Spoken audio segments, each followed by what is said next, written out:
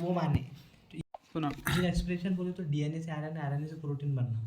Gene expression बिल्कुल हाँ, कि भाई जो कुछ भी इंफॉर्मेशन डीएनए में स्टोर है उसको एक्सप्रेस करेंगे तो प्रोटीन की फॉर्म में, डीएनए से आरएनए, आरएनए से प्रोटीन बन। और जीन मतलब कोई पर्टिकुलर जीन का टुकड़ा जिसमें इंसुलिन की इंफॉर्मेशन रखी हुई हुई। नहीं, जीन मतलब देखो ऐसा कोई भी डीएनए का सेगमेंट जो आरएनए बनाता है उसको हम जीन बोलते हैं इन जनरल। तो पूरा सेगमेंट नहीं बनाता क्या डीएनए का आरएनए? जीन की बेसिक इन्फॉर्मेशन इस सबक में गिवन है, ठीक है। तो उसके बाद में अभी क्या बोला मैंने कि ऐसा टुकड़ा, अब देखो पूरा डीएनए, तो पूरा डीएनए नहीं बना है, पूरा डीएनए आरएनए, आरएनए पूरा डीएनए, पूरा डीएनए इंसुलिन नहीं बनाता है। कुछ डीएनए के ऊपर तो हर चीज़ की इन्फॉर्मेशन है, हर चीज़ की। तो पूरा डीएनए को तुम बोलेंगे तो हर चीज़ बना देगा, तो हर चीज़ बना देगा फिर वो एकदम से। तो डीएनए का कोई एक पार्ट ही कोई जो पार्ट वो बनाता था इंसुलिन, वो वाला पार्ट निकालेंगे। बस वो वाला पार्ट निकालेंगे बिल्कुल ऐसा, ठीक। आई बात समझ? चलो सुनो, अब वो सारे डाउट इसमें भी क्लियर रहेंगे तुम्हारे, ये भी जब पढ़ते रहेंगे ना साथ साथ तो इसमें समझ में आएगा चीज़।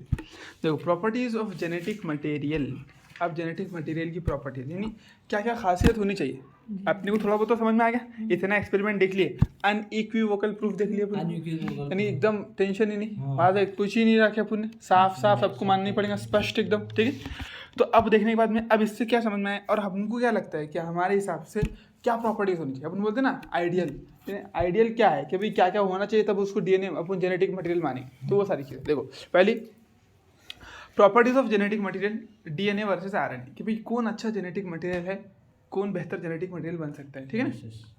बस समझ में आइए कि प्रॉपर्टीज ऑफ जेनेटिक मटेरियल समझ में आ रहा, ठीक है। From the for going discussion जो चल रहा है ना, अब इसको नहीं याद करना है, फ्रॉम दी फॉर गोइंग यानी जो अभी चलते हैं, अभी हम जिसके बारे में बात कर रहे हैं, जो डिस्कशन चालू है उसके हिसाब से हमको ये समझ में आया, इट इज़ क्लियर दैट, ये समझ में आ गया एकदम, ये साफ साफ हो गया। The debate between proteins versus DNA, जो प्रोटीन और डीएनए के बीच में की डिबेट है वो तो क्लियर हुई। तो इसका मतलब क्या है फिर, डीएनए जेनेटिक मटेरियल है। डीएनए हाँ, DNA as the genetic material was unequivocally resolved, तो उसका प्रॉब्लम सॉल्व हो गया, बोलते हैं रिसॉल्व्ड, मतलब सबने मान लिया। हाँ स्पष्ट तरीके से एकदम साफ तरीके से ये समझ में आ गया कि protein is not a genetic material, only DNA is a genetic material. From Hershey and chase experiment, है ना, हर्शी और चेज एक्सपेरिमेंट से समझ में आ गया। It became an established fact that it is DNA that act as genetic material. तो ये एस्टेब्लिश्ड, ये फैक्ट बन गया है ना, एस्टेब्लिश्ड हो गया, फैक्ट बन गया कि डीएनए ही क्या है, जेनेटिक मटेरियल है। However it subsequently became clear that in some viruses RNA is the genetic material। और ये भी समझ में आ गया कि कुछ वायरसेस में, बाद में फिर ये भी समझ में आ गया कि कुछ वायरसेस में RNA भी जेनेटिक मटेरियल हो सकता है। RNA भी जेनेटिक मटेरियल रहता है ना, देखो डीएनए तो रहता ही रहता अक्सर करके, जैसे प्लांट में, एनिमल में, फंगस में, बैक्टीरिया में, सब में क्या रहता डीएनए। लेकिन कुछ वायरसेस ऐसे जिनमें RNA act as a genetic material. देखो ये सब ऐसा बोलने का तरीका, लाइन को लिखने का तरीका है, इट बिकेम एस्टैब्लिश्ड यानी ये एस्टैब्लिश हो चुका है, ये तय हो गया। क्या तय हो गया? Fact that DNA is genetic material, DNA act as genetic material, DNA genetic material. Simple बोलने का मतलब ये पूरा एक्सपेरिमेंट से तुमको ये समझ में आया कि डीएनए ही जेनेटिक मटेरियल है।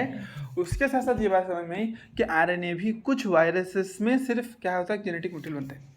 लेकिन सब में डीएनए है, most of the DNA genetic material, RNA कुछ वायरसेस में जेनेटिक मटेरियल, उसके अलावा नहीं है। बात समझ में आई ये बात? तो स्टैब्लिश होना बोले तो तय हो जाना है ना, स्टैब्लिश करना है कोई चीज़, जैसे रूल स्टैब्लिश करते हैं, रूल तय करते, कानून लागू करते, तो लागू हो गया है ना, ऐसा।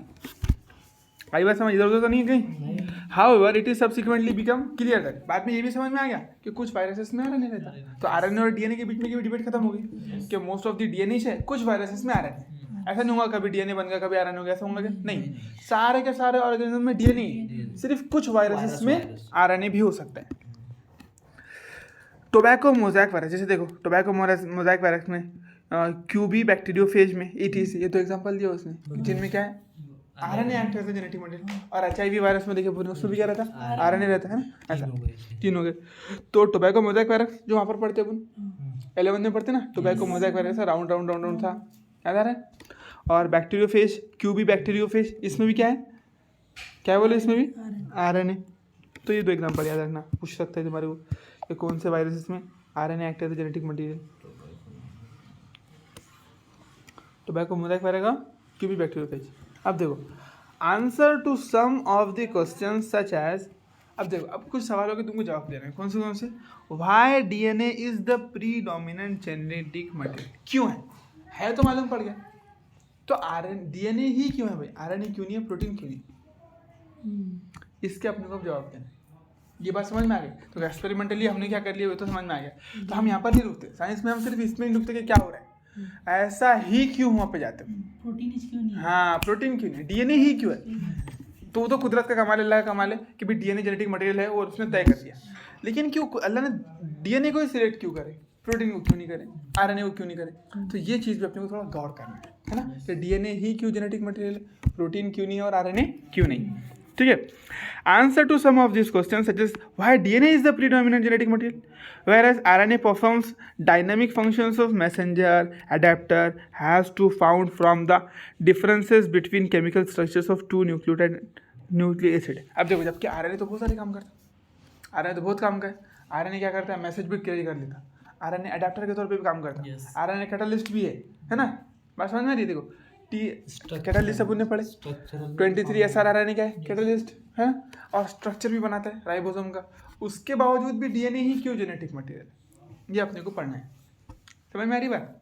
चलो देखो, अब देखो इसमें वर्ड टू वर्ड समझो। Whereas RNA performs dynamic function, RNA बहुत बड़े बड़े काम करता है। डायनामिक फंक्शन नहीं, बड़े बड़े काम करने ना, डायनामिक एकदम खतरनाक काम करता है, समझ सकते हो उसको। ठीक है, डायनामिक फंक्शंस देखो, एक रहता है स्टैटिक, स्टैटिक नहीं रुका हुआ, डायनामिक यानी मोशन में, डायनामिक यानी मोशन में, तो उसका एक लिटरल मीनिंग है। लेकिन यहाँ पर क्या मतलब देंगे उसका, बड़े बड़े काम करते हैं, इंपॉर्टेंट काम करता है। कौन, आरएनए। डायनामिक का लिटरल मीनिंग नहीं ले सकते अपन यहाँ पर, है ना, कि भाई वो चलते फिरते काम करता है, ऐसा बोलेंगे नहीं। इसका मतलब ये है कि आरएनए बड़े बड़े काम करते हैं। डीएनए का ऐसा कुछ वो नहीं देखे अपन ने कि ये काम करते हो, लेकिन आरएनए प्रोटीन के तौर पर भी करता, आरएनए मैसेंजर भी है, प्रोटीन बनाने के तौर पर क्या करेगा, जो मैसेज रहता वो भी देता। आरएनए एंजाइम भी है, आरएनए एंजाइम भी है, बिल्कुल बिल्कुल बिल्कुल, मैसेंजर के बारे में आने वाला है। आरएनए एंजाइम भी है। ये इधर से बहुत डाउट है इधर से। हाँ तो ठीक है ना, वो सब देखते ना, अभी वो आने के नहीं आता कि तो क्लियर है ना तुम्हारे को, सब क्लियर हो जाएगा इंशाल्लाह। ठीक है, बस सुनो गौर से बस, है ना। मैंने क्या बोला कि आरएनए के इतने बता दे काम है, डीएनए बस कुछ नहीं, बैठे हुआ आराम से, लेकिन उसके बावजूद भी मोस्ट प्रायोरिटी किसको दे रहे अपन, स्वागत किसका हो रहा है, डीएनए का। आरएनए बेचारा ये काम कर रहा है खतरनाक, समझ में आ रहा है। जैसे देखो फॉर एग्जाम्पल अपन जैसे शादी में गई, तो अपन शादी में चलो 3-4 दिन पहले से चले गए, मस्त काम वाम करते, बर्तन धो रहे, 15-15 घंटे काम करे, ठीक है, 15 घंटे काम करे। अब शादी के दिन क्या हुआ, शादी के दिन शादी लगी और अपना एक दोस्त, अपना ही मान लो या फिर कोई उनका ही दोस्त, शादी में वो MBBS करके एकदम डिग्री लेकर आ गया। तो बोलो शादी वाले किसकी रिस्पेक्ट शादी करेंगे, अपनी क्या उसकी। अपन कितना काम कर रहा है, लगे 15 घंटे 16 घंटे, तो क्या अपनी रिस्पेक्ट आती होगी, नहीं होती है। सामने वाली क्यों नहीं, क्यों, क्योंकि मैटर कर रहा था ना कि कौन सा काम कर रहा है। अब आरएनए बेचारा सारे काम कर रहा है, उठा फटा ये वो, लेकिन डीएनए क्या बन के बैठा है, जेनेटिक मटेरियल, तो उसकी इज्जत ज़्यादा होने वाली है। तो ऐसे यहाँ पर भी तो काम ऐसा नहीं कि आरएनए कम करा कर, बहुत इंपॉर्टेंट काम रहा, पूरा खाने का उसने संभाल लिया, पूरा बर्ताव उसने संभाल लिया, पूरा मेहमान उसने संभाल लिया, लेकिन उसके बाद भी रिस्पेक्ट नहीं है। तो ऐसा काम यहाँ पर भी, ठीक है। हाँ, घर की मुर्गी दाल बराबर। तो डिपेंड करता है कि काम अपन कौन सा करते हैं, ठीक है ना। तो यहाँ से मसला यहाँ पर भी वैसी है, डीएनए और आरएनए के साथ में भी वही खेल है कि आरएनए की बहुत तारीफ करेंगे, भाई नहीं बहुत काम का बच्चा है, बहुत काम का बंदा है, लेकिन जब डीएनए आ गया साइड में बोले हट, उधर समझ, उधर देखो, बोले आरएनए को काम का बहुत है, वो किसने मना नहीं करा, बहुत काम का है, सारे प्रोसेस वो संभाल ले रहा, कैटालिटिक भी है, सब कुछ है, लेकिन फिर भी आरएनए की रिस्पेक्ट, डीएनए की रिस्पेक्ट बहुत ज़्यादा है। क्यों, क्योंकि वो जेनेटिक मटेरियल है, सिंपल बात है, ठीक है। तो अब यही समझना है कि क्यों इतनी ज़्यादा रिस्पेक्ट है, ऐसी क्या खास बात है डीएनए में कि जो उसको जेनेटिक मटेरियल बना दी, आरएनए क्यों नहीं बन पाया। अपने को क्या समझना है कि डीएनए ही जेनेटिक मटेरियल क्यों बना, आरएनए क्यों नहीं बन पाया, जबकि काम का तो बहुत है आरएनए। ये बात समझना है। देखो सबसे पहला पॉइंट क्या है, कुछ चीज़ें हैं जेनेटिक मटेरियल बनने, अपने बोलते हैं ना कामयाब होने के लिए कुछ चीज़ें ज़रूरी थी, तो वैसे जेनेटिक मटेरियल बनने के लिए भी क्या है, कुछ चीज़ें ज़रूरी रहती है। Can you recall the 2 chemical differences has to, देखो क्या बोला, whereas RNA performs dynamic function of messenger, messenger का काम करता ना, ठीक है। अडेप्टर क्या बोलते हैं, कोई चीज़ लाने वाला, अडेप्ट करने वाला, बिल्कुल नहीं, टीआरएनए को उठा के लाता है, अडेप्ट करता है, ठीक है। हैज़ टू बी फाउंड, वो देखा गया from the differences between chemical structures of 2 nucleotide. तो हम इस चीज़ को समझेंगे कैसा, उनके डीएनए के उनके केमिकल स्ट्रक्चर के डिफरेंस से, देखो डीएनए ही क्यों जेनेटिक मटेरियल, आरएनए क्यों नहीं है, इसको अपन क्या समझने वाले उनके स्ट्रक्चर की बेसिस पर, कि डीएनए के स्ट्रक्चर में कुछ ऐसा खास है जिसकी वजह से उसको अपन ने क्या कर दिए, जेनेटिक मटेरियल बना दिया। उसके 5% में मिसाइल है। हाँ, जबकि आरएनए बहुत काम कर रहा, लेकिन उसके डीएनए उसके स्ट्रक्चर में ऐसा कुछ तो भी एब्सेंट है जिसकी वजह से वो जेनेटिक मटेरियल नहीं बन पाया। आई बात समझ तुम्हारी? चलो अब देखो वो स्ट्रक्चरल डिफरेंस, यानी किसी भी चीज़ को अगर जेनेटिक मटेरियल बनना है तो उसके लिए क्या क्या होना चाहिए उसके पास में, वो देखते हैं। ठीक है, a molecule that can you recall the two chemical differences between RNA and DNA. अब ये बताओ, चलो दो डिफरेंस बता दो केमिकल डीएनए और आरएनए के बीच में। तो 5 मेथल यूरासिल है सब। चलो ठीक है, यूरासिल रहता है डीएनए में, आरएनए में नहीं रहता। आरएनए सिंगल रहता है। चल सही बात है, ये भी RNA single strand, DNA double strand. और कुछ बोलो। मैसेंजर के तौर पे कर दो ठीक है, नहीं केमिकल डिफरेंस, उसके स्ट्रक्चर में डिफरेंस बताओ। स्ट्रक्चर में OH वाली पोजीशन। हाँ तो क्या रहता, क्या बोलेंगे सेकंड उसको? पोजीशन पे डायहाइड्रोक्सी तो सेकंड पोजीशन पे और आरएनए में OH नहीं रहता। ठीक है, तो यानी आरएनए जो रहता है अपना वो क्या रहता है, राइबोस शुगर रहता है, राइबोस शुगर। डीएनए में डीऑक्सीराइबोस शुगर है। बढ़िया, और कुछ है क्या? बस इसमें मिथाइल रहेगा, ऐसी वो एक बहुत बड़ी पॉलीन्यूक्लियोटाइड चेन बनेगी ना, तो इसमें यूरासिल रहेगा। ठीक है, सही बात है ना। देखो ये 2 पॉइंट बोलने अपने मेन सबसे जो इसमें काम में आएंगे ना, वो कौन से एक तो यूरासिल वाला पॉइंट है, कौन था, एक सॉरी देखो 3, एक डबल स्टैंडर्ड बोल सकते हो, डबल स्टैंड, दूसरा यूरासिल वाला पॉइंट है ना, कि डीएनए में क्या है, थायमीन है, आरएनए में क्या है, यूरासिल, और तीसरा पॉइंट ऐसे पूछे 5 मेथल यूरासिल है करके, वो तो केमिकल नाम है, थायमीन ही बोलो ना, नॉर्मल जाता है वो। सिर्फ उतना याद रखो, ये थायमीन को क्या बोलते हैं, 5 मिथाइल यूरासिल। तो अपन यहाँ पर क्या बोलेंगे कि यूरासिल की जगह पर थायमीन, है ना। या फिर तुम अगर और डीप में चले गए तो इसका मतलब जो यूरासिल की जो रिएक्टिव साइड थी अल्कीन, जिसके अंदर डबल बॉन्ड थे, उसके ऊपर अपन एक CH3 ग्रुप लगा दिया, इस वजह से ज़्यादा स्टेबिलिटी आ गई, है ना। तो वो पॉइंट है यहाँ पर, वो पॉइंट कवर करना है। और हाँ, उसी को अपन 5 मिथाइल यूरासिल बोलते हैं, तो उसको अपन थायमीन बोल रहे हैं ना, उसका नाम थायमीन रख दिया।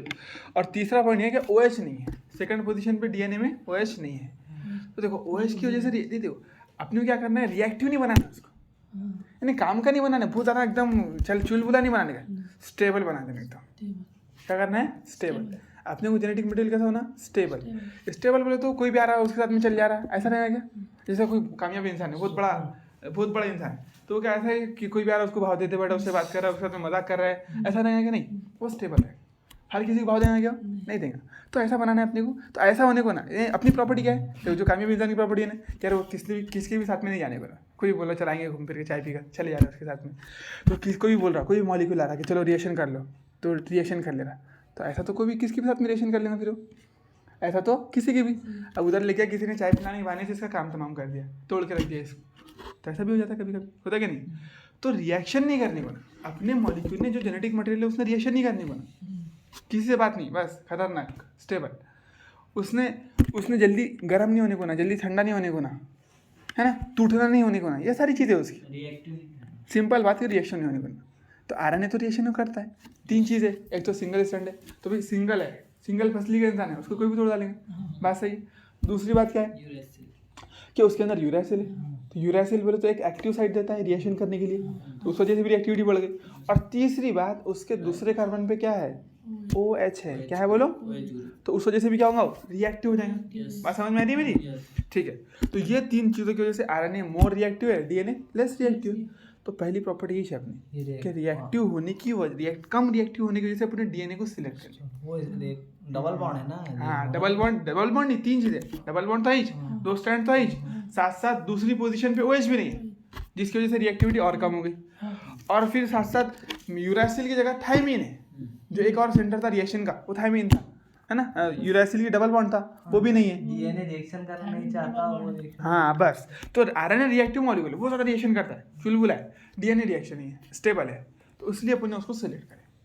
आई बात समझ? स्टेबल प्रोडक्ट सेलेक्ट हाँ, स्टेबल वाले को सेलेक्ट करें। किसके साथ चल रहा है, किसकी बात में रिएक्शन करें, कोई मॉलिक्यूल आया, हाँ चलो रिएक्शन कर देगा, और ठीक है चलो कर लेंगे। फिर आरएनए वाला बहुत जल्दी बीमार हो जाएगा, हाँ वैसा काम है उसका, इसलिए तो फिर तो अपना डीएनए जेनेटिक मटेरियल ही चेंज हो गया, जाएगा। कुछ भी हो गया, आरएनए था कुछ भी बन गया। तो ये लॉजिक जैसे अपने वही है, ये नहीं होना अपने को फेंको उसको निकाल, ऐसा है। ठीक है, डीएनए बोले तो क्या है, अपना एक जैसे कंप्यूटर में इंफॉर्मेशन स्टोर होती है ना, वैसा है। अब कोई भी आके अपने कंप्यूटर में काली कर देगा, जमेगा कैसा, कुछ भी चीज़ जाएंगी, फिर तो डाटा ही पूरा खराब हो जाएगा। तो डीएनए एक डाटा के जैसा है, अपना पूरी स्क्रिप्ट है वो, अब जो मेन डाटा है उसमें भी कोई भी छेड़छाड़ नहीं, वो किसको भी बोला कुछ भी आप कुछ भी कर लो।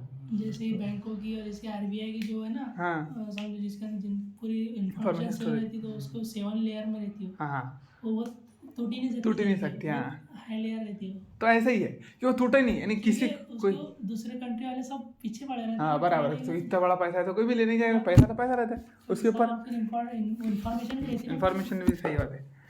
तो यही मसला डीएनए के साथ में भी है कि उसको क्या करना है, उसकी जो इन्फॉर्मेशन है, अब इन्फॉर्मेशन उसी चीज़ में स्टोर करेंगे जो स्टेबल हो।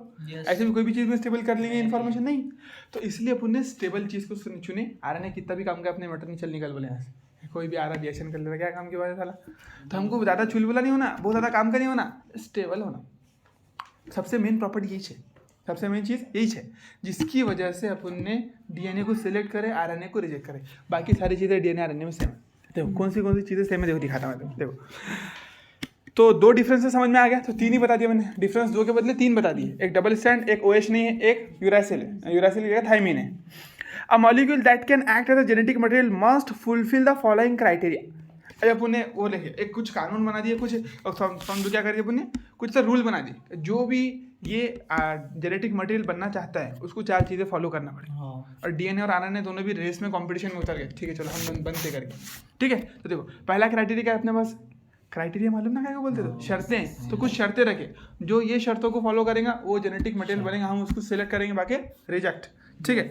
तो it should be able to generate its replica, replication करना चाहिए, खुद का रेप्लिकेशन करना चाहिए। तो अब ये चीज़ जो है ना, आरएनए भी कर सकता है, डीएनए भी कर सकता है। आरएनए का रेप्लिकेशन बन नहीं सकता क्या? आरएनए को देख देख के आरएनए बना लो, नॉर्मल बात है, बन सकता है, कोई बात नहीं। चलो, it should chemically and structurally be stable, ये बात थी दूसरी, ठीक है। तीसरी बात थी देखो, it should provide the scope for slow changes mutation that are required for evolution. इसमें थोड़ा थोड़ा चेंज होना चाहिए, थोड़ा बहुत ज़्यादा नहीं, एकदम से नहीं है, कोई भी आ रहा एकदम बदल के रखता है, ऐसा नहीं। ये चारों भी चीजें में आरएनए में भी है, डीएनए में नहीं, चारों चीज़ें नहीं, 3 है, 3। स्टेबिलिटी का है, अभी तो जब से वही तो बोलते आ रहा ना कि स्टेबिलिटी आरएनए में नहीं है, डीएनए में। चेंजेस दोनों में होते हैं। देखो आरएनए तो बहुत जल्दी चेंज हो जाता है, डीएनए भी ऐसा है कि बहुत बड़ा आदमी है, अब वो अपने ख्याल चेंज नहीं, दुनिया बदल रही हो, अपने आप को बदलना ही नहीं चाहता, फिर तो एक दिन चले जाएंगे ना। नोकिया की एग्जाम्पल अपने सामने, नोकिया की एग्जाम्पल हम सामने, सबसे पहला मोबाइल सबसे ज़्यादा चलने वाला हर किसी के पास में नोकिया था। आज किधर है, कोई पूछता भी नहीं। क्यों नहीं पूछता है? क्योंकि चेंजेस के साथ में चेंज नहीं हुआ। तो अगर हम चाहते हैं कि हमारा स्टेबल, हम अगर सिलेक्ट करना है, हम तो ये क्राइटेरिया रखेंगे ना यार, तो थोड़ा थोड़ा चेंज होने को भी बना उसने। ऐसा नहीं कि जो किधर जो कुछ भी बोलो उसके साथ में चल जाएगा, ऐसा भी नहीं, लेकिन वक्त के साथ साथ थोड़ा तो चेंज होना चाहिए उसमें। तुम बोले एकदम नहीं हम चेंज ही नहीं होते, फिर तुम पीछे रह जाएंगे, फिर तुम पीछे रह जाएंगे। जैसे अब इंसान है, अब इंसानों के अंदर चेंज, देखो एटमॉस्फेयर बढ़ रहा है, या फिर बोल सकते हैं गर्मी बढ़ रही, तो थोड़ा उसमें रेजिस्ट करते आने को ना, तुम बोलेंगे नहीं हम नहीं रेजिस्ट कर सकते, तो मर जाएंगे ना, फिर ऐसा रहता है। तो जैसे इंटेलिजेंस बढ़ जा रहा है, उसके बाद में पूरा आर्टिफिशियल हो गई सारी चीज़ें, तो उस तरीके से दिमाग नहीं काम करने को, तुम बोले नहीं हम नहीं कर सकते, हमारा दिमाग, मर जाओ, ऐसा है। तो अगर चेंज नहीं होते, देखो दुनिया के अंदर सिर्फ एक ही चीज़ कॉन्स्टेंट है, वो क्या है? चेंज। दुनिया में कोई चीज़ बाकी नहीं रहती, सिर्फ एक चीज़ बाकी रहता है, हमेशा रहता। दुनिया में कोई चीज़ हमेशा नहीं रहती, सिर्फ एक चीज़ हमेशा रहती है, वो चेंज है। तो अगर अपने अंदर चेंज नहीं रहेगा, बदलाव नहीं करना चाहेंगे, हम जैसे है वैसे ही रहना चाहेंगे, तो फिर तुम पीछे जाएंगे, खत्म काम।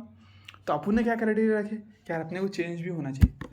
तो 2 फर्क है, देखो दोनों चीज़ों में फ़र्क है। चेंज होना बोले तो ऐसा नहीं कि कोई बोला ऐसा कर लो वैसा कर ले रहा, ऐसा भी नहीं, लेकिन थोड़ा तो स्कोप होने को ना, माहौल को। हाँ थोड़ा तो चेंज होना चाहिए, स्लो चेंज, एकदम से भी नहीं कि नहीं आज ये कर लिया, कल वो बोल दिया, उन्होंने वो बोल दिया, वो कर लिया, ऐसा भी नहीं। लेकिन माहौल के हिसाब से, इन्वायरमेंट के हिसाब से थोड़ा चेंज पॉसिबल होना चाहिए उसके लिए, ठीक है।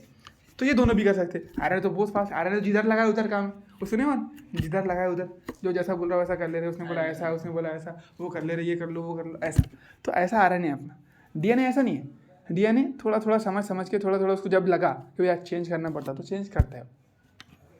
यानी सिंपल बात बोले तो उसमें म्यूटेशन होता है। म्यूटेशन के बारे में अपन भी इस चैप्टर में डीप पढ़ने वाले। म्यूटेशन से मतलब क्या होता है कि जो अपनी जो सीक्वेंस रहती ना, वो थोड़ी बदल जाती रहती, थोड़ी बदल जाती, कुछ नई सीक्वेंस बनती है, उसको बोलते हैं म्यूटेशन। हाँ, ज़्यादा म्यूटेशन, बहुत ज़्यादा म्यूटेशन नहीं, तो डीएनए में बहुत ज़्यादा नहीं होता, थोड़ा म्यूटेशन होता है, एक आध बेस पे या 2 बेस पे ऐसा म्यूटेशन चलता है। अपन पढ़ने वाले हैं उसके बारे में ज़्यादा। हाँ, म्यूटेशन नॉर्मली होते रहता है, थोड़ा। हाँ, उसी से वेरिएशन आता है। अपन बोलते हैं ना कि अलग अलग तरह हर इंसान का डीएनए थोड़ा तो अलग ही करके, हाँ थोड़ा सा चेंज वो इसी वजह से आता। एक पेरेंट्स से प्रोजेनी भी सेम नहीं रहती। 2 जुड़वा भाई को देखो, सिर्फ 2 लोगों की डीएनए सेम रहते, जो क्या है मोनोजाइगस वो है क्या है, ट्विंस। उनके अलावा किसी भी दुनिया के अंदर किसी भी तो इंसान के डीएनए एग्जैक्टली सेम नहीं है। तो वो दोनों के एग्जैक्टली सेम हाँ, उनके एग्जैक्टली सेम रहते, क्योंकि वो एक ही सेल था, टूट के दो हो गए। सेल वही था जिसमें पूरा तो अब सिमिलर भी नहीं दिखता। नहीं, दिखने का अलग बात है, वो खाने पीने पे डिपेंड करते हो। बहुत सारे लोग तुमको एग्जैक्ट सिमिलर देखेंगे, अगर वो ट्विंस है ना, अगर उनको सेम माहौल मिला, सेम तरीके से ट्रीट करे तो सेम ही बनते हो। लेकिन कैसा है, कभी कभी एक आधा मोटा हो जाता है, एक आधा दुबला हो जाता है ना। हाँ, अपने वही दोनों, तो वो उनके एक्सटर्नल फीचर पे डिपेंड करा, लेकिन इंटरनली दोनों भी एग्जैक्टली सेम है। बोलो क्या बोल रहे हो? वो जो सादे ट्विन रहते थे, हाँ, सारे ट्विंस का कैसा रहता है, देखो डाइडाइगोटी उसमें क्या होता है, तो एक लड़की एक लड़का भी रह सकते हैं उसमें, है ना, तो इसका इतना मैटर नहीं है। उनका डीएनए पूरी अलग अलग रहता है, लड़का लड़की भी रह सकते हैं ट्विंस, लड़के लड़के भी रह सकते, तो उनका टेंशन नहीं है। जनरली वही ट्विंस, देखो कभी कभी क्या होता है, एक साथ में बच्चे हुए, दो बच्चे होना, लेकिन वो दो बच्चे का ट्विंस बोले तो क्या था, अपन ट्विंस जिसको जनरली समझते हो वो मोनोजाइगोटिक रहते हैं, क्यों सेम सेम दिखते। ये इतने जरूरी नहीं कि सेम सेम दिखे, ये अलग अलग भी रह सकते। मतलब एक क्या हुआ कि जिस टाइम पर बेबी बना तो उस टाइम पर एक ना दो बच्चे बन गए, दो जायगोट आगे थे। हाँ, दो जाइगोट बन गए, हाँ बिल्कुल, यानी दो स्पर्म ने दो हमको क्या कर दी, फर्टिलाइज कर दी एट द सेम टाइम, तो दो बच्चे बने। हाँ, जायगोट तो ही रहता था। हाँ, नहीं जाइगोट एक नहीं रखते ना, तो वहाँ पर दो जाइगोट के फर्टिलाइजेशन हो जाता ना, उसके अलग अलग मेथड बनने के, कभी कभी क्या होता है, अलग अलग प्रोसेस से बनते रहता। लेकिन जो डाइजाइगोटिक ट्विंस है, देखो डाइजाइगोट इसका मतलब दो अलग अलग जाइगोट फॉर्म में, दो अलग अलग जाइगोट फॉर्म में, तो अब दो अलग अलग, प्लासेंटा बनेगी। हाँ, तो दो अलग अलग जाइगोट फॉर्म होते ना, तो फिर उसमें क्या दिक्कत रहती है कि फिर वो सेम नहीं रहते, फिर तुम पहचान नहीं पाएंगे ट्विंस है कि नहीं है करके। लेकिन जनरली अपने दिमाग में जो ट्विंस की एग्जाम इमेजिन है कि भाई दोनों भी सेम वो मोनोजाइगोटिक है, ठीक है, वो एक जायगोट में दो स्पर्म थे। बिल्कुल बस वैसा। सेल अलग। तो देखो जाइगोट एक ही बनता है, उसके बारे में पढ़ने वाले हैं। जाइगोट एक बनता है, बाद में वही टूट जाता है, दो सेल बनते। अब डिवीजन होता ना, सेल में डिवीजन होता तो उस सेल डिवीजन के दौरान वो टूट के दो हो गए, तो फिर वो दोनों अलग अलग बच्चे बनते, तो वो बनते मोनोजाइगोटिक ट्विंस, ठीक है। तो अपने को क्या समझना है अभी इतना कि आरएनए में बहुत फास्ट चेंज होता है, डीएनए में स्लो चेंज होता है, लेकिन होता है। तो ये चीज़ भी दोनों में कॉमन है, चेंज तो होता है ना यार, डीएनए में भी होता है, आरएनए में भी होता है। तो ये शर्त भी दोनों ने फॉलो, देखो आप अब वो कर लिए, दोनों क्वालिफाई कर लिए। सबसे पहली शर्त क्या थी अपनी, रेप्लिकेट करना है, ऐसा नहीं कि भी रेप्लिकेट कर ही नहीं सकते, दोनों भी करते। उसके बाद में अपन ने तीसरी शर्त रखे, देखो तीसरी शर्त रखे कि यार थोड़ा थोड़ा म्यूटेशन होने को ना, तो होता है, दोनों में होता है। आरएनए बहुत फास्ट होता है, डीएनए में स्टेबल होता है। मतलब अपन जो पहले बचपन में अलग दिखते थे, नहीं वो ऐसा चेंज नहीं होता है, वैसा नहीं, वो तो अपना पैदा होने के बाद से लेकर मरे तक के डीएनए सेम ही रहता। जब एक जनरेशन से दूसरी जनरेशन बच्चा बनता है ना, उस टाइम की बात कर रहे हैं, जब सेल डिवाइड करते हैं, हाँ वो म्यूटेशन अपने सेल में नहीं रहता, अपने सेल में म्यूटेशन नहीं होता। ऐसा नहीं कि बचपन में अपन अलग दिख रहे थे, बड़े होते अलग दिख रहे, तो वो तो ग्रोथ रहती है अपनी, वो तो ग्रोथ रहती है। पैदाइश से लेकर मौत तक के अपना डीएनए कांस्टेंट रहता, वो नहीं बदलता। लेकिन जब जैसे पेरेंट्स से प्रोजेनी बन रही ना, उस दौरान, हाँ उस दौरान वाले म्यूटेशन, तो म्यूटेशन इसमें बहुत जल्दी हो जाएगा उसमें। और एक तो दूसरा फिर कैंसर सेल में म्यूटेशन होता, कभी कभी सेल डीएनए चेंज हो जाता अपना, तो वो तो फिर वो बॉडी में होता है, लेकिन वो एकदम वो बीमारी है ना, फिर वो डायरेक्ट है, वो बीमारी है। नहीं, कैंसर के सेल की वजह से नहीं, कैंसर के सेल का डीएनए खराब हो जाता, डीएनए में म्यूटेशन हो जाता। कैंसर उसमें मत चल जाओ इतना डीप, समझ में इतना याद रखो कि अपनी बॉडी का हर सेल का पैदाइश से लेकर मौत तक का डीएनए सेम ही रहने वाला है, अपनी बॉडी में म्यूटेशन नहीं होने वाला है। अब देखो, it should be able to express itself in the form of Mendelian character, यानी उसने दिखाने को ना, है ना, जैसे प्रोजेनी से अपन बोलते हैं ना, माँ बाप से बहुत सारी चीज़ें मिलती है, जैसे हाइट है, तो अब हाइट की जिन जो पेरेंट्स में थी वो बच्चे में आई, तो उसने दिखाने को ना, तो आरएनए कलर है, हाँ बिल्कुल, मेंडेलियन कैरेक्टर दोनों भी। मेंडेलियन कैरेक्टर तो कुछ प्रोटीन बना के एक्सप्रेस करना, ट्रेड दिखाना, जैसे बालों का बोलते हैं, किसी के बाल बहुत जाड़े रहते, किसी के बाल पतले रहते। अब भाई जिनके माँ बाप के बाल जाड़े हैं तो उनके बच्चों के बाल भी जाड़े आते, तो ये मेंडेलियन कैरेक्टर है। यानी उन्होंने प्रोटीन बनाकर कैरेक्टर शो करने को, प्रोटीन नहीं बना रहे, कुछ ही नहीं कर रहे, कैरेक्टर शो ही नहीं कर रहे, तो फिर वो नहीं कहलाएंगे, फिर वो मतलब वो पेरेंट्स से प्रोजेनी में आए नहीं। इतना समझो कि सिंपल बात, उन्होंने प्रोटीन बना के अपने आप को एक्सप्रेस करने को, यानी उनके अंदर क्या इन्फॉर्मेशन स्टोर है उसका रिजल्ट अपने को दिखने को ना, समझे ना। तो प्रोटीन के जरिए रिजल्ट दिखता है, हाँ, क्योंकि दिखता रिजल्ट प्रोटीन के जरिए, क्योंकि डीएनए आरएनए कुछ ऐसा एक्ट ही नहीं करते ना। देखो डीएनए तो खामोशी से न्यूक्लियस में बैठा, बस ऑर्डर देने का, ऐसा कर लो, ऐसा कर लो, ऐसा कर लो, ठीक है मीडिया, प्रोटीन बनाने का बोलते हैं, हाँ ये ऐसा प्रोटीन बनाओ, ऐसा बनाओ, बस ऐसा बस बैठा हुआ, उसका कोई काम नहीं है, कहीं नहीं आता हो, आराम से ऐसा बैठा, एक काम करो, ये देखो ये सीक्वेंस है, ऐसा आरएनए बनाओ, ऐसा प्रोटीन बनाओ, नक्शा देता है बस बैठ के आर्किटेक्चर काम। अपने हेयर कर लिए पेरेंट्स के, हम्म और अगर बच्चों में भी अगर वही डीएनए तो वही आएगा, हम्म थोड़ा सा म्यूटेशन होंगे। तो इसलिए कभी कभी होता है कि हेयर कर्ली भी आते हैं, कभी कभी हो सकता है कि नहीं भी आते। हाँ चलो, थोड़ा म्यूटेशन होगा तो नहीं आएंगे, है नहीं क्या? वरना कभी म्यूटेशन नहीं हुआ तो आएंगे। तो बहुत ज्यादा और नहीं, थोड़े से आएंगे, मतलब उनके 100% में उसके 20-40%। ठीक है, तो आगे। हाँ, तो इसी को बोलते हैं, जिसको म्यूटेशन बोलते हैं। हाँ। और जो फिर ये अपने हेयर कौन बनाएंगे? डीएनए से प्रोटीन दिखा रही फिर वो हेयर। प्रोटीन दिखा रही है अपने। प्रोटीन में यानी सिंपल बात बोले तो उसने कैरेक्टर शो करना चाहिए, खामोश नहीं बैठने को ना। डीएनए को बोले यार कैरेक्टर शो कर, नहीं मैं नहीं बोलता, तो अरे बताने का हाँ नशे नहीं दे रहा, तो ऐसा नहीं करने का। प्रोटीन के जरिए होता है सब। बिल्कुल। तो अगर पेरेंट्स से तुमने नहीं भी रिलेट करे, तुमने नॉर्मली रिलेट करेगा, डीएनए के पास इन्फॉर्मेशन है, पूरी मालूमात है उसको बोला दो ना, नहीं मैं नहीं देता। हाँ बस, हाँ तो ऐसा काम है। जैसे इंजीनियर और आर्किटेक्चर रहता है ना, अब आर्किटेक्चर के साथ सब मालूमात है कैसा घर बनाना, अब उसको बोले सर घर बनाने का कैसा बनाते, मैं नहीं बोल रहा, अरे तो ऐसा पागल चाले नहीं करने को ना अपनी डीएनए, है ना। अब उसके पास सब कुछ है, जेनेटिक मटेरियल। हाँ उसके पास इन्फॉर्मेशन है कि क्या काम कैसा करना है। अब उसको पूछ रहे कि यार चलो बताओ कैसा करना है, अब ये प्रोटीन कैसा बनाना, अब कौन सी नहीं, मैं नहीं बोल रहा। अरे ये क्या बात है, फिर जेनेटिक मटेरियल कोई काम का होगा क्या? नहीं, उधर स्किन ब्लैक है और अगर स्किन इधर भी ब्लैक, उधर रिलेटिव मत करो ना मेरे भाई, उसको उधर रिलेटिव मत करो। मैंने क्या बोल दिया, सिर्फ इतना समझो कि जेनेटिक मटेरियल से अगर इन्फॉर्मेशन निकल ही नहीं रही तुम्हारी, खत्म।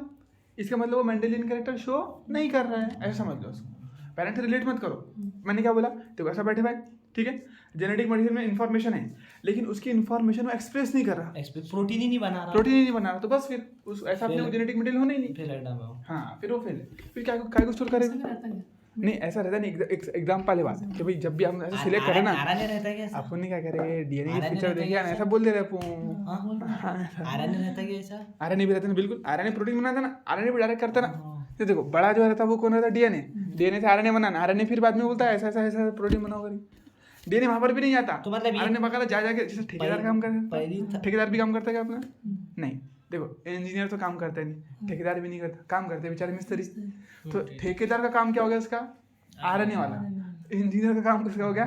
डीएनए वाला। ऐसा काम रहता है उनका। प्रोटीन तो जो घर बनाएंगे वो बेचारे वो मिस्त्री हो गया, उनका नाम रह जाता है, इंजीनियर का नाम आ जाता है। हाँ तो ऐसा रहता, तो नाम तो इंजीनियर का आना ही ना। अब ठेकेदार को किसने होशियार करा? इंजीनियर ने।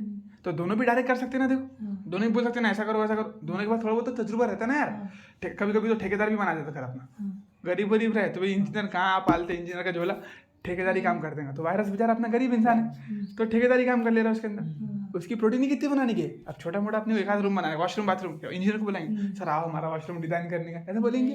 ठेकेदार को लाओ बना, ऐसा काम। तो दोनों के पास में डायरेक्ट करने की एबिलिटी रहती है, बस इतना। हाँ तो डायरेक्ट करेगा तो मानेंगे ना उसके जेनेटिक मटेरियल। डायरेक्ट नहीं करा, बस बैठा बैठा उसके तो बोलेंगे उसको। भाई कोई इंजीनियर है वो कुछ बता रहे, उसको पूछ रहे सर नक्शा बनाने का, मेरे को नहीं आता है, काय का इंजीनियर बोलेंगे वो इंजीनियर।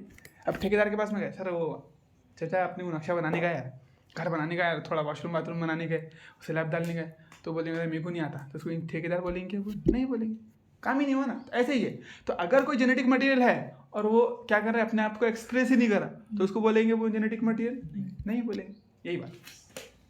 तो चार चीज़ें होने को ना, एक तो उसके पास जो इन्फॉर्मेशन है उसने क्या करने को ना, उसको एक्सप्रेस दिखाने को ना, क्या ऐसा ऐसा करो, डायरेक्ट करने को ना, हाँ प्रोटीन डायरेक्ट करने को ना, कि भाई ऐसा ऐसा करो बताने को ना। इसी को बोलते हैं मेंडेलियन कैरेक्टर्स को शो करना। उसमें गुस्सा ही मत, अभी अपन नहीं पढ़ते उसमें गुस्सा। इसी को क्या बोलते हैं अपन? मेंडेलियन कैरेक्टर को शो करना, एक चीज़।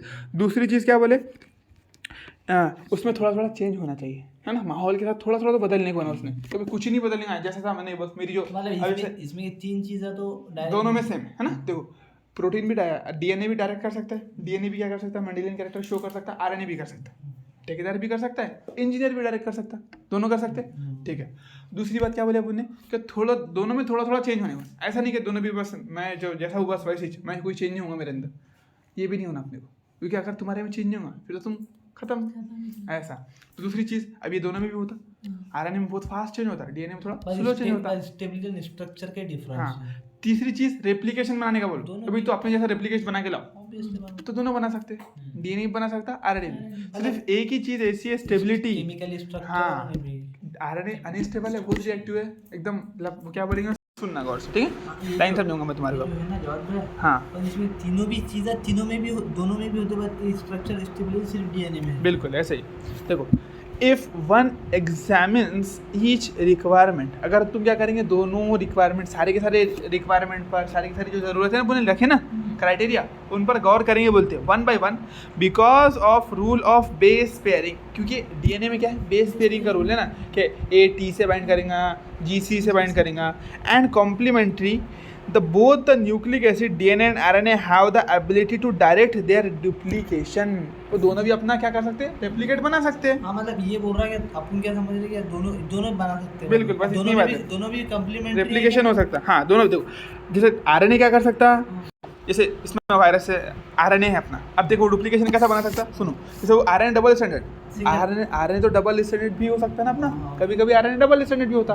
अब अगर डबल स्टैंडर्ड RNA है तो वो देखो वो क्या रहेगा कॉम्प्लीमेंट्री, तो ऐसा तो नहीं है कि अभी डीएनए में ही कॉम्प्लीमेशन नहीं करके, कभी कभी RNA भी डबल स्टैंडर्ड रहता है, उसमें भी कॉम्प्लीमेंट्री बेस पेयरिंग हो सकती है। मतलब बेस पेयर, हाँ तो फिर आसानी से डुप्लीकेट बना लेंगे ना, जैसे यहाँ पर A है तो सामने देखो उसके साथ में कौन बाइंड किया होगा T, ऐसे ही कुछ होगा।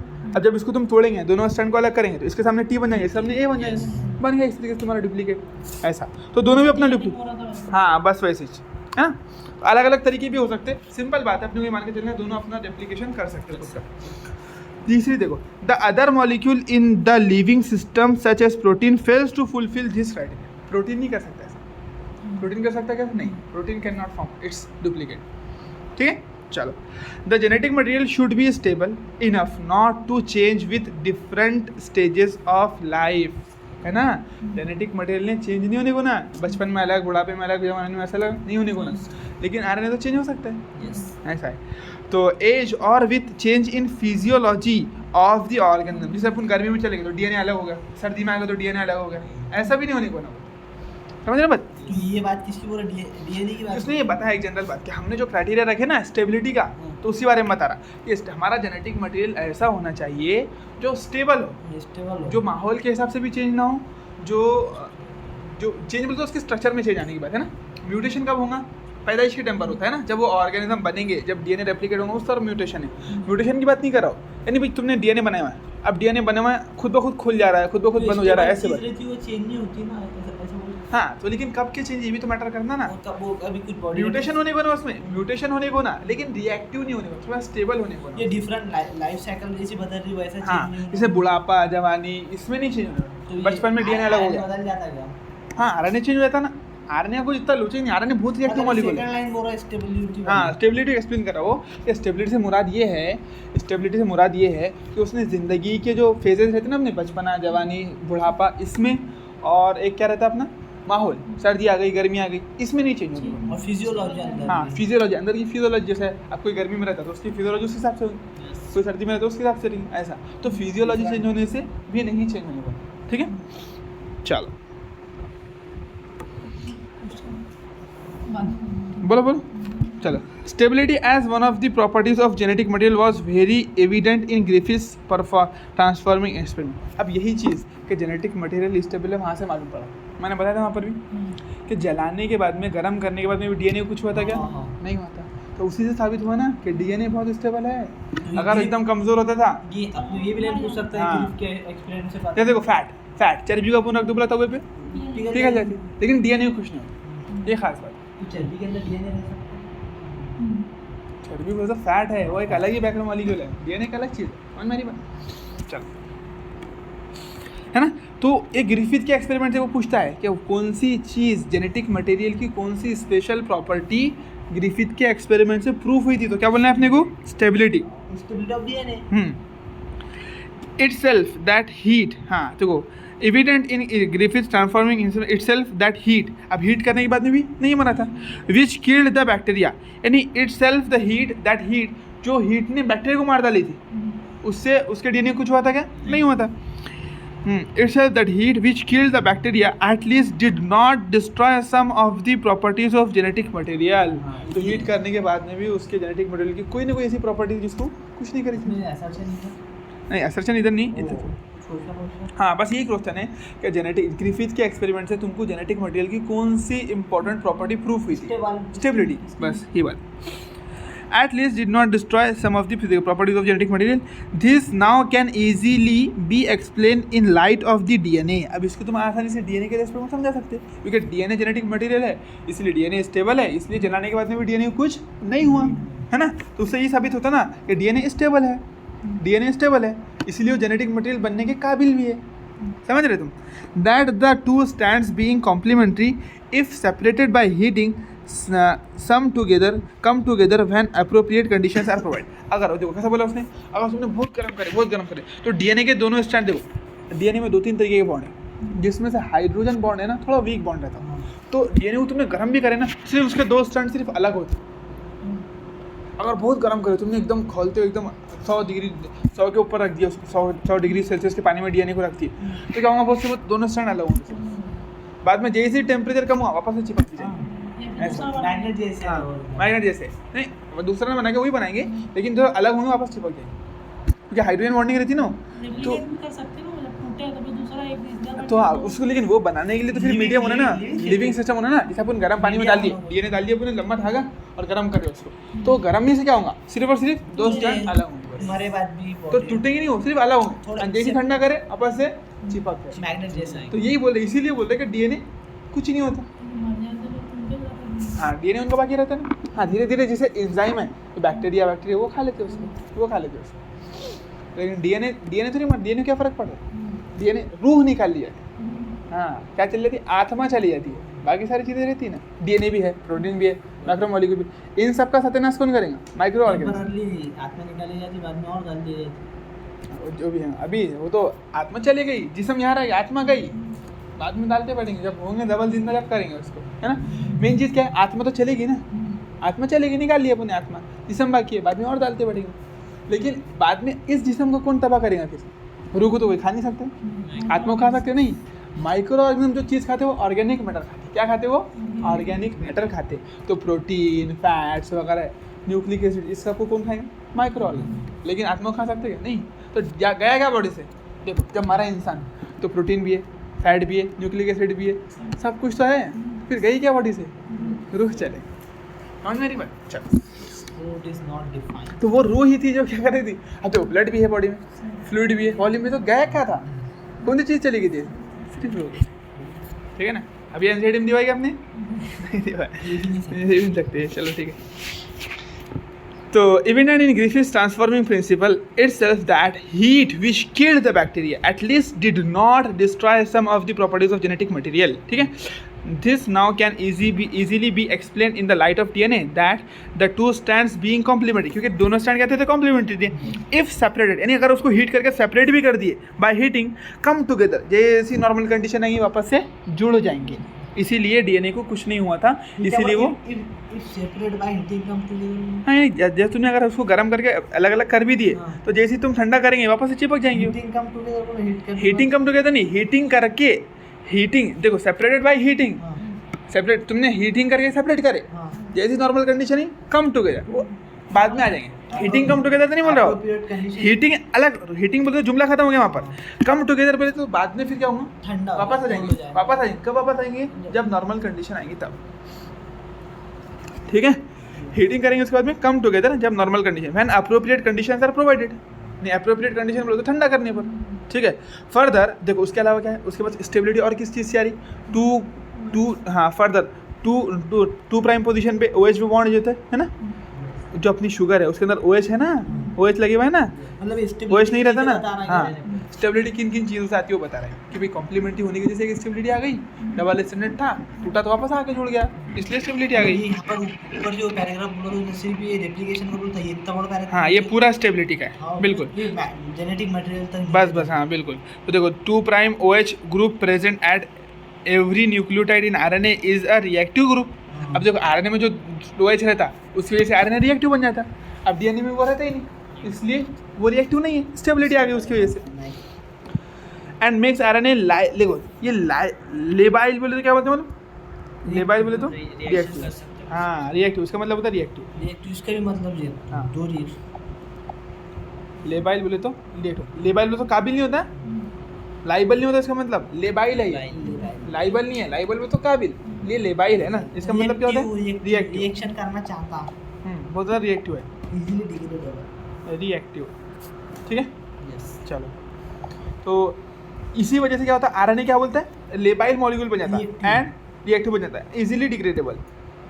इंसान इतना चुलबुला है तो कोई भी तोड़ डालेंगे उसको, किसी के भी साथ में चले जाना तो ले जाओ बहाने से, चलो भाई जब चाय पी कर आएंगे उधर ले जाओ, काम बजा दो, तोड़ डालेंगे ना कोई भी, ऐसा काम है। तो ज़्यादा लेबाइल, ज़्यादा रिएक्टिव होने के नुकसान भी है ना, ऐसा है। तो कोई भी रिएक्शन करके उसको क्या कर सकता है, डिस्ट्रॉय यानी खत्म कर देना। इजीली डिग्रेडेबल, देखो डिग्रेड करना बोलते तो बायोडिग्रेडेबल, बायोडिग्रेडेबल सुने टर्म, यानी क्या करता है वो जो तोड़ सकता है, डिग्रेड कर सकते हैं उसको, तोड़ सकते हैं। तो इसीलिए बहुत ज़्यादा रिएक्टिव होने की वजह से उसको आसानी से तोड़ देंगे अपन। तो स्टेबल हुआ क्या, फिर वो नहीं हुआ, स्टेबल हुआ क्या, नहीं हुआ, अनस्टेबल हुआ। RNA is also now known to be catalyst, अब आरएनए कैटलिस्ट भी है बोलते हैं।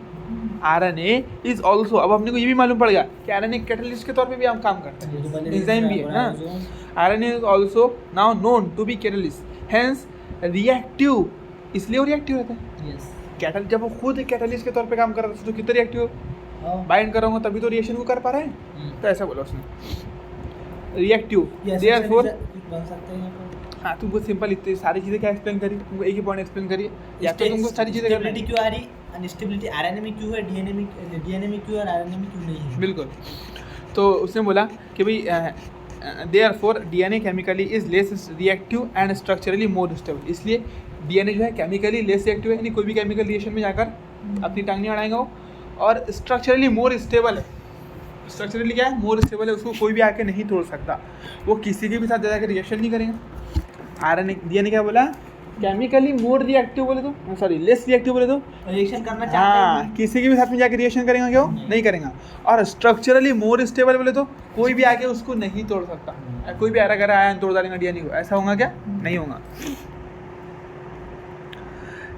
When compared to RNA, जब हम RNA से कंपेयर करेंगे उसको तब, therefore among the two nucleic acids the DNA is a better genetic material, इसी वजह से DNA क्या है, एक बेटर न्यूक्लिक जेनेटिक मटेरियल। आई बात समझ आता क्या,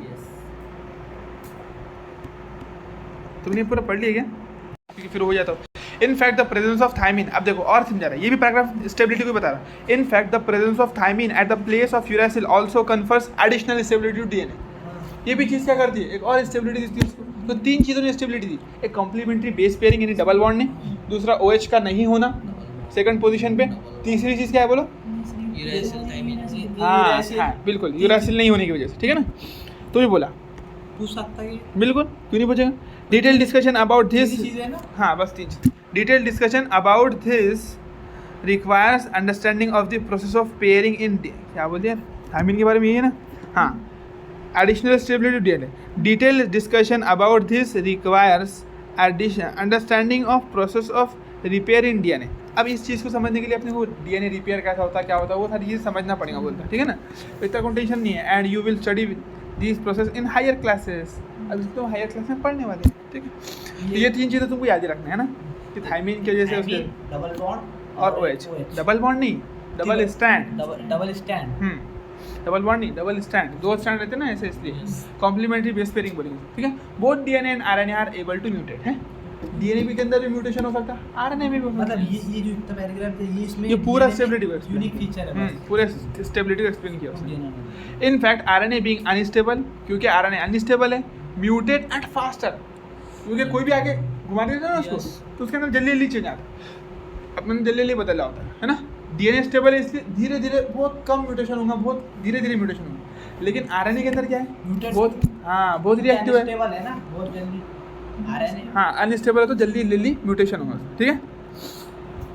कंसिक्वेंटली रिजल्ट के अंदर क्या था, viruses having RNA genome and having shorter life span mutate and evolve faster. अभी तुमने सुने होंगे, अपने जो कोरोना वायरस आया था, अब जब से चल रही है उसकी न्यूज़, 5-6 तो अलग अलग स्ट्रेन आ गए उसके, बदल बदल के तो बदलता क्या उसमें जेनेटिक मटेरियल ही बदलता है। वो भी बदलती है। अब अपन जो चलते अपन बदल गए, अपन आरएनए अपनी को वायरस हो रहा था, अब इंसान बदल गए, उनका हो ही नहीं रहा डीएनए, कोरोना ऐसा होता कि नहीं। लेकिन जब से 3-4 साल में करीब करीब उसके 8-10 तो स्ट्रेन आ गए होंगे, यानी इतना फास्ट चेंज करता है अपने को। बदला क्या उसका, जेनेटिक मटेरियल, और जेनेटिक मटेरियल क्या था उसका, डीएनए आरएनए था, हाँ। तो इसीलिए उनके अंदर इतनी जल्दी चेंज आई, हाँ उसमें भी देखे, हाँ बिल्कुल वायरस बहुत जल्दी चेंज करते हैं अपने आप को, ऐसा इसमें भी। ये जो है और जो वायरस है, वायरस के पास क्या रहता है, आरएनए उनका जेनेटिक मटेरियल। हाँ, इसीलिए वो बहुत जल्दी क्या कर सकते, बोलते अपने आप को चेंज कर सकते हैं। शॉर्टर लाइफ रहती है उनकी। हाँ, जिंदगी भी छोटी रहती कि आरएनए वायरस 8-10 साल जीता कि नहीं, कुछ ही दिनों में चेंज हो जाता। जैसे अपनी लाइफ कितनी थी, 60 साल की थी। 60 साल में तो हज़ारों लाखों तरीके के वायरस आ जाके चले जाते, इंसानों के ऊपर गुजर जाते, समझ रहे ना। उनकी लाइफ स्पैन क्या रहती, बस आया थोड़े दिन रहा के मर गया, कुछ ही दिन रेप्लिकेट कर रखा है, कुछ मिनट कुछ सेकंड ऐसा बोल सकते हो, बस उसके स्ट्रेन चेंज हो जाता है उसका, वो life span muted and evolve faster. और बहुत जल्दी जल्दी इवॉल्व भी करते हैं, इवोल्यूशन बहुत फास्ट होता है। क्यों होता है इवोल्यूशन फास्ट, क्योंकि म्यूटेशन जल्दी जल्दी होता है ना उनमें, इसलिए इवोल्यूशन फास्ट होता है। इधर कोई क्वेश्चन हाँ, ये पूछ सकते हैं तुम्हारे को आरएनए के बारे में कि क्यों वायरस जल्दी लाइफ स्पैन कम रहता और इवोल्यूशन जल्दी जल्दी क्यों होता है, क्योंकि जल्दी से म्यूटेट कर सकते हो आरएनए जीनोम होने की वजह से। RNA can directly code for the synthesis of protein. अब देखो प्रोटीन के सिंथेसिस में, जैसे अपने वो इंजीनियर वाला एग्जांपल जो लिए, अब ठेकेदार खुद जाकर ऑर्डर देगा, सामने खड़े रहकर ऐसा बना, ऐसा बनावे, ऐसा कर वैसा कर, लेकिन इंजीनियर आके बैठेंगे कि काम कर रहे हैं मजदूर, उनको देखते बैठेंगे, अबे ऐसा करो ऐसा करो, वो नक्शा देगा जा इधर के उधर देखते बैठ। तो ऐसा है कि जो अपना आरएनए है वो खुद क्या करेगा, प्रोटीन सिंथेसिस करेंगे, लेकिन डीएनए खुद नहीं करता। डीएनए आरएनए को बोलेगा अब तू बना दे। डीएनए इनडायरेक्टली, हाँ, डीएनए इनडायरेक्टली प्रोटीन बनाता है। डीएनए डायरेक्ट प्रोटीन बनाता क्या, नहीं है, डीएनए इनडायरेक्टली प्रोटीन बनाता है, लेकिन आरएनए डायरेक्टली प्रोटीन बनाता। तो RNA can directly code for the synthesis of protein, hence can easily express the characters, इसलिए बहुत जल्दी उसके कैरेक्टर दिखने मिलेंगे तुम्हारे को। हाउएवर, जबकि independent DNA however dependent on RNA for synthesis of protein, है ना। डीएनए क्या है, प्रोटीन पर डिपेंड करता। The protein synthesising machinery has evolve around the RNA. जो प्रोटीन की जो सिंथेसाइजिंग मशीनरी है पूरी, वो आरएनए के इर्द गिर्द बनी। आरएनए के बगैर प्रोटीन बनाना पॉसिबल नहीं, इसलिए डीएनए को पहले आरएनए बनाना ही पड़ता, उसके बाद में प्रोटीन बनती है। उसने ऐसा कुछ नहीं, बस उसने इतना समझाना था कि डीएनए डायरेक्ट नहीं बना सकता और आरएनए डायरेक्ट बना सकता है, इसीलिए प्रोटीन जो बनेगा वो किसकी मदद से बनेगा, आरएनए। तो तुम ऐसा नहीं सोचोगे कि आरएनए बहुत बेकार है, एकदम बहुत अनरिएक्टिव है, ऐसा ही उसको सारे फेंक दो निकाल के, ऐसा कर सकते क्या, नहीं। अपनी बॉडी में आरएनए बनता है, काम का बहुत है ना, क्योंकि प्रोटीन जो बना है, अब वो जो मिस्त्री अपने जो मजदूर है, वो इंजीनियर के पास सुनेंगे, वो आएगा सर ऐसा आप ऐसा करिए वैसा करिए, अरे साले ऐसा करना भाई दिमाग खराब कर रहा है, वो तो ठेकेदार की बात सुनेंगे ना, वो गाली देंगे कुछ भी करेंगे, उनको बात किसकी सुनेंगे वो, तो इसको बोलेंगे जल्दी निकल यहाँ से बेटा बहुत मार खाएगा, तो इंजीनियर को बोलेंगे। इंजीनियर के सामने रिस्पेक्ट नहीं है एक हिसाब से बोला जाए तो, क्योंकि वो उसका टर्म भी नहीं है ना, वो उसके ऊपर ऑफ किसका है, ठेकेदार का। ठेकेदार 2 गाले देंगे सीधा कर देंगे, चलो बराबर काम कर आ रहा नहीं, तो अब इंजीनियर 10 भी फुल आएगा तो आएगा क्यों नहीं आएगा, तो ऐसा है, तो उसको मदद लेना ही पड़ेगा ठेकेदार की। हाँ, बगैर देखो कभी कभी बगैर इंजीनियर के काम चल जाता है, आपने बगैर ठेकेदार के काम चलता है क्या, तुम बोले मजदूर डालो, मजदूर किसके, ठेकेदार के, काम कौन करा, ठेकेदार करा। तो वैसे यहाँ पर भी है कि कभी कभी, इसीलिए वायरस में क्या है, डीएनए के बगैर काम चल गया उनका, आरएनए है काम चल जाएंगे, तो वायरस से छोटा मोटा घर बनाने का टेंशन नहीं है, कहाँ डीएनए इतने बड़े खर्चे पालेंगे। लेकिन तुम बोलेंगे हमारे बॉडी में डीएनए है तो आरएनए को निकाल के फेंक दो, हम डीएनए से काम चलाएंगे, ऐसा नहीं हो सकता, क्योंकि बगैर आरएनए के कोई प्रोटीन नहीं बनने वाली। हाँ, फिर अगर ऐसा रहता तो फिर इंजीनियर को ले लो, मजदूर, ठेकेदार के खर्चा बाज गया। ये क्या हुआ, RNA can directly code for synthesis for RNA direct protein, वही बात है कि आरएनए डायरेक्ट बना सकता है, इजीली एक्सप्रेस द कैरेक्टर, इसलिए आसानी से काम हो जाएगा अपना। इजीली मतलब जो प्रोटीन बन रहा वो प्रोटीन जो दो स्टेप में करना नहीं पड़ा ना अपने को, ऐसा मतलब उसको बस चलो ये डबल स्टेप नहीं करें ना, पहले आरएनए से प्रोटीन, फिर प्रोटीन, आरएनए से डीएनए, फिर डीएनए से प्रोटीन नहीं बनाना पड़ा ना, एक स्टेप में डायरेक्ट आरएनए प्रोटीन बना दिया, आरएनए से प्रोटीन बनकर जल्दी से एक्सप्रेस कर दिया, एक्सप्रेस कैरेक्टर इजीली बोला उसने, जल्दी से नहीं बोला, इजीली। यानी अब जैसा झमेला नहीं है ना कि पहले डीएनए से आरएनए बनाओ फिर आरएनए से प्रोटीन बनाओ, आरएनए खुद ही प्रोटीन बना देगा, कोई बीच में कोई है ही नहीं, डायरेक्ट एक्सप्रेस कैरेक्टर, हाँ, उधर हो या डायरेक्ट इधर एक्सप्रेस हाँ, कैरेक्टर, तो सिंपली एक्सप्रेस कर देंगे कैरेक्टर को। डीएनए को एक्सप्रेस करने का क्या करेंगे, पहले आरएनए फिर आरएनए से प्रोटीन, तो इतना लोचा है। अभी इतना सिंपल भी नहीं कि आरएनए डीएनए डीएनए से प्रोटीन, अभी पूरा देखने वाले कि डीएनए को जब जरूरत पड़ती है प्रोटीन एक्सप्रेस करने की तो कितना लंबा प्रोसेस रहता है उसका। एक्सप्रेस कैरेक्टर इसका ऐसा मतलब ले सकते जो उधर से आए थे, एक्सप्रेस करें तो तुम सिंपल समझो, प्रोटीन बना, प्रोटीन बना, क्या समझोगे, प्रोटीन बनता तो फिर वो तो बने कर ही लेना प्रोटीन, क्योंकि प्रोटीन ही कैरेक्टर को एक्सप्रेस करता है। तुम्हारे बॉडी में कोई जैसे बालू का कलर, आँख का कलर रहता है ना अपना, दीदों का कलर, तो दीदों में जिस तरीके की प्रोटीन का कलर रहेगा उस तरीके के दीदे रहेंगे अपने, बालों का कलर जिस तरीके का रहेगा, डार्क रहेगा, लाइट रहेगा, ब्राउन रहेगा, ब्लैक रहेगा, प्रोटीन जिस तरीके की रहेंगे उस तरीके का कलर रहेंगे। तो हाइट देखे बोल तो हाइट के अंदर प्रोटीन जिस तरीके की रहेगी उस तरीके का करेक्टर रहेंगे, ऐसा। तो जिसने प्रोटीन जल्दी बना दिया, डायरेक्ट बना दिया, उसने क्या करा, कैरेक्टर को जल्दी एक्सप्रेस कर दिया, यही बात समझ। लेकिन डीएनए क्या करेगा, इनडायरेक्टली करेगा, पहले आरएनए बनाओ फिर आरएनए से प्रोटीन बनने वाली, आई ना बात समझ। तो ये बोला उसने। ये क्या बोला, protein synthesis machinery evolve around RNA. हाँ तो देखो प्रोटीन सिंथेसिस मशीनरी किसके अराउंड बनी, आरएनए, क्योंकि डीएनए खुद नहीं बना सकता ना, तो वो बोलने के लिखने के तरीके रहते हैं। उसके इर्द गिर्द। हाँ यानी सारा कुछ काम कौन करता है, जैसे अभी मैंने एग्जांपल लिया हमारे को, प्रोटीन भी बन रहा है आरएनए से बन रहा है। बिल्कुल आरएनए से ही बनता रहता, आरएनए के बगैर प्रोटीन बन ही नहीं सकता। अपन बोलते हैं ना ये मजदूर किसके इवॉल्व, मजदूरों का जो काम है पूरा जो सिस्टम लाया किसने लाया, ठेकेदार ने लाया। तो वैसे ही यहाँ पर भी है कि प्रोटीन सिंथेसाइजिंग मशीनरी, प्रोटीन बनाने के लिए जो कुछ भी है वो सारा किसकी वजह से, आरएनए की वजह से, डीएनए की वजह से नहीं हो, ठीक है ना। डीएनए को इसीलिए पहले आरएनए बनाना पड़ता, फिर आरएनए प्रोटीन बना के देता। आरएनए गुलाम है डीएनए का, नहीं भी रहता तो बना देता हो। वायरस में डीएनए रहता नहीं रहता, फिर भी हाँ अगर रहेगा तो फिर डीएनए आरएनए बनाएगा, फिर आरएनए से प्रोटीन बनेगा। लेकिन अगर नहीं रहा तो फिर उसको टेंशन भी नहीं, आरएनए खुद ही सब कर देगा, ठीक है। वायरस में आरएनए डीएनए नहीं रहता, नहीं। उसके अंदर आरएनए जैसा क्या बनता है? हाँ तो जैसे रेप्लिकेट करते ना आरएनए उनके मतलब, हाँ जैसे अपन अपनी बॉडी में आके रेप्लिकेट करते हैं और आरएनए बनाते ना, तो उनकी बॉडी में बनता नहीं, वो हम पहले से रहते। जैसे अपनी बॉडी में अपन ने डीएनए बनता क्या, अपन पहले से लेकर आते हैं ना पेरेंट्स के पास से डीएनए, तो बस वो ऐसे, विरासत से हाँ विरासत से मिल रहा है उनको। और वो जैसे उनका तो एक ही सेल रहता है ना, वैसे अपनी बॉडी में ट्रिलियंस ऑफ सेल है, उनमें ऐसा भी नहीं, एक ही सेल है, एक ही सेल। रिवर्स ट्रांसक्रिप्ट कर और सकते हैं। एक सेल क्या अलावा, तो हाँ ऐसा बोल सकते हैं एक सेल में भी क्या होगी, बस सेल भी नहीं है पूरा, बस एक प्रोटीन का छोटा सा कोट और उसमें आरएनए का एक टुकड़ा है, बस इतना ही है, पूरा सेल भी नहीं है। तो ऑर्गेनेल्स भी नहीं है, कुछ ही नहीं है, कुछ ही नहीं है। बाहर तो डेड रहते हो, अंदर आते तो जिंदे होते हो, भी तो इतना बेकार काम है। तो इसलिए बोल सकते हैं अपन, जो किसी से लाते नहीं, उनके पास पहले से रहता आरएनए, और जो उनको और बनाने के रहते तो अपनी बॉडी में आके बनाते। बाहर तो ऐसे एकदम बस मट्टी पत्थर के पड़े रहते हो, जैसी बॉडी में एंट्री ली उन्होंने फिर उनका काम चालू होता। ये बस समझ, चलो ये यहाँ तक पढ़ ली। The above discussion indicate that both RNA and DNA can function as genetic material, but DNA being more stable is preferred for storage of genetic information। तो क्योंकि DNA बहुत ज़्यादा स्टेबल है। अब ऊपर के डिस्कशन से क्या समझ में आया कि दोनों भी जेनेटिक मटेरियल के तौर पे काम कर सकते हैं, लेकिन DNA को ज़्यादातर क्यों चूज़ करते हैं, क्योंकि स्टेबल, यानी उसमें अगर इन्फॉर्मेशन स्टोर करेंगे तो वो लीक नहीं होगी, वो ख़राब नहीं होगी, उसका तुमको कोई खदशा नहीं है, कोई खतरा नहीं। एक दिन अपन बोले ना, हमने बोले ना अभी कि आरबीआई के जो वो रहते हैं अपने इन्फॉर्मेशन क्यों इतने स्टेबल थे, क्यों वहाँ पर स्टोर करते, देखिए सेफ है। अपन बैंक में पैसे क्यों डालते, सेफ है, चोरों का खतरा नहीं, कुछ नहीं। तो अपनी इन्फॉर्मेशन है जो भी ऐसी जगह स्टोर कर देना चाहिए। कोई भी क्या चाहेगा कि उसकी इन्फॉर्मेशन ऐसी जगह स्टोर हो जहाँ पर कोई डर ही नहीं है। तो इसीलिए ज़्यादातर ऑर्गेनिज्म में डीएनए है, क्या जेनेटिक मटेरियल।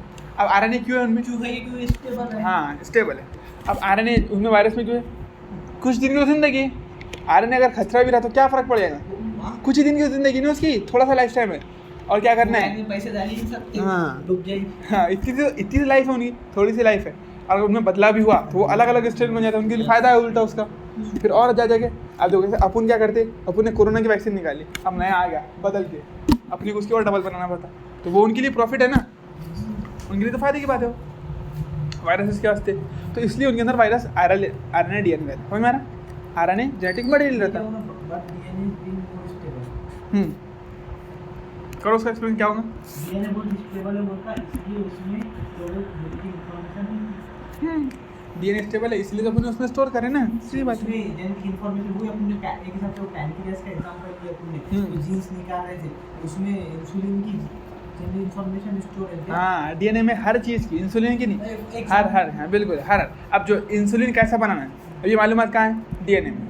आरएनए में क्यों नहीं रखे अपन ने, आरएनए इतना रिएक्टिव है, कभी भी मालूमात कैसी की तैसी कर डालेंगे, किसको भेज डालेंगे मालूम ज़्यादा दिन का ड्यूरेशन नहीं है ना आरएनए का रहने का। हाँ जब रिएक्टिव मालूम, सिंपल बोले तो रिएक्टिव, कोई भी जाकर कुछ भी कर सकता है ऐसे उसको। बोल सकते हैं, जब डीएनए आरएनए बनाएगा तो तुरंत प्रोटीन बन जाएगा ना, ज़्यादा दिन का ड्यूरेशन नहीं है ना उसका रहने का। बिल्कुल हाँ ऐसे बोल सकते हैं। सबसे मेन रीज़न यही दो तुम कि क्योंकि डीएनए के बाद में जो इन्फॉर्मेशन तुम स्टोर करेंगे ना वो कभी लीक नहीं होगी, कहीं जाएंगे नहीं, ख़राब नहीं होगा, इसलिए स्टेबल है इसलिए कुछ कर नहीं बस यही वजह है, स्टेबल है इसीलिए अपन ने क्या करे ज़्यादातर। और देखो काम दोनों भी कर सकते हैं, दोनों भी both can act as a genetic material. ऐसा बोलता है कि भाई only DNA can act as a genetic material, गलत बात है।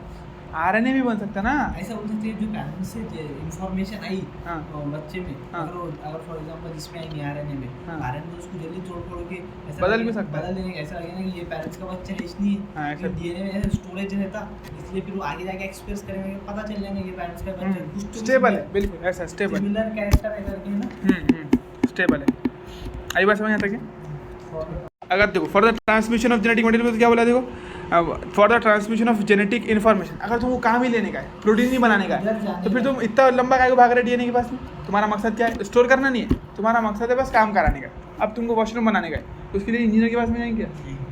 वॉशरूम बनाने के लिए जो बात बोल रहे हैं वायरस के वास्ते बात कर रहे हैं नहीं, ये सबके लिए बात कर रहे हैं। उसने डिफरेंस क्रिएट करा। देखो, दोनों भी जेनेटिक मटेरियल के तौर पे काम कर सकते हैं, लेकिन डीएनए को ज़्यादातर इसलिए सिलेक्ट करते हैं।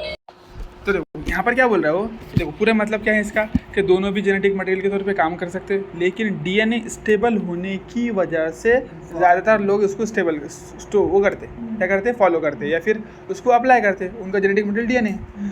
लेकिन अगर आरएनए का फ़ायदा क्या है? फिर आरएनए में क्या असल बात है, तो आरएनए को काम करने का बोलेंगे ना तो जल्दी काम कर जाएगा तुम्हारा। आरएनए प्रोटीन जल्दी बना देगा, डीएनए लोचे करेगा, डीएनए को आरएनए बनाओ फिर आरएनए से प्रोटीन बनाओ। तो इन्फॉर्मेशन को अगर ट्रांसमिट करना है, देखो for transmission of genetic information हो तो एक जनरेशन से दूसरे में नहीं, protein banana. Transmission of genetic information नहीं, जो इन्फॉर्मेशन स्टोर है ना, हाँ इस इन्फॉर्मेशन जो स्टोर है ना उसको तुमको एक्सप्रेस करना है, उससे काम निकालने का है, तो कौन काम जल्दी कर देगा? आरएनए। डीएनए डायरेक्ट करेंगे ही नहीं ना। हाँ, इसलिए बिल्कुल हाँ, मतलब देखो तुम प्रोटीन बनाने का जो काम है ना अपना, प्रोटीन बनाने का काम वो जल्दी कौन कर लेगा? आरएनए बस इतनी बात समझना है। आरएनए इज बेटर, बस खत्म।